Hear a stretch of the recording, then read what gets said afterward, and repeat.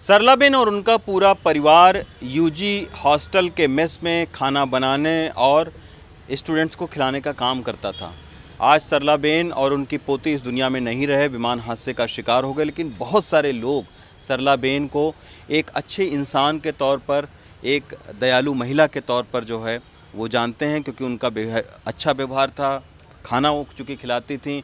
जिस वक्त सरलाबेन की मौत हुई जिस विमान दुर्घटना में, दो डॉक्टर जो कि सरलाबेन को बहुत ज़्यादा मानते थे, उन्हीं के मेस में खाना खाते थे, उन्हीं की बनाई हुई रोटी खाते थे, वो डॉक्टर भी उस विमान हादसे का शिकार हुए। ये हमारे साथ में गार्ड हैं जो कि सिविल हॉस्पिटल के गार्ड हैं, ये वहाँ ड्यूटी करते थे और सरलाबेन इनको भी खाना देने जाती थी। आपका नाम क्या है? मेरा नाम नरेश भाई है। मैं सिविल हॉस्पिटल में से 12 साल से काम कर रहा हूँ। पहले सलामती सिक्योरिटी थी, अभी आरएस सिक्योरिटी है। सल्ला मासी और उनके जो घर वाले हैं प्रताप भाई, हमको दोपहर का टिफ़िन होता था, लेकिन सब गार्ड को जो भी बचा होता था, डॉक्टर जो खाते नहीं थे वो टिफ़िन हमको देते थे। हमारा एक परिवार जैसा नाता है उनसे, और हमारी बहुत सेवा की। हमको भी दुख है कि उनके पोते हैं रवि भाई, उनके सन है, और जो आराध्या है वो रवि भाई की पुत्री है। वो हादसा हुआ तो हमको भी बहुत दुख लगता है। इतना दिन हो गया, हमको बहुत खिलाया है मासी ने। और जब ये हादसा हुआ उससे पहले या उससे कब आपकी मुलाकात उनसे हुई? हादसा हुआ उसके 2 दिन पहले, जब काका टिफ़िन देने आते हैं तो हमारे तो रोज़ मुलाकात होती है, शाम को होती है रोज़। और सुबह में पूरा दिन यहाँ ही रहता हूँ। सुबह दूसरी नौकरी करता हूँ, 4 बजे से 12 बजे तक सिविल में गार्ड की नौकरी करता हूँ। तो सुबह भी चाचा मिलते हैं और शाम को हमको टिफ़िन दे के जाते हैं।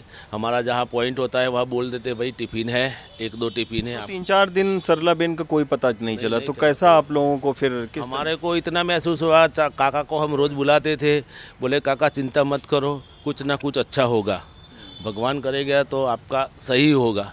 लेकिन कल बहुत दुखद हुआ कि नहीं मिल पाए। हम तो ऐसे ही सोच रहे थे भाई चलो गुम हो गए हैं, कहाँ से मिले। हमारे लिए तो वही थी, क्योंकि उस जो रूम था ना, उसका जो पूरा उनको सुलाने वाला गुड़िया था वो ऐसे ही सही था। तो चाचा ने बोला कहीं गुम हो गए होगा तो मिलेंगे, लेकिन जो मिला है तो हमको भी बहुत दुख लगा है। और पूरा परिवार ऐसे बिखर गया ऐसा लगता है, क्योंकि वो अच्छे इंसान थे। और सरलाबेन पूरे डॉक्टर लोगों को अच्छा तरह से खिलाती थी, हमको भी बहुत खिलाया है। हम उनका एहसान मानते हैं कि अन्न क्या है ना वो उनको पता था। हाँ, तो एक भी टिफ़िन होता ना तो पूरा पेट्रोल जला के सबको खिलाने जाते थे।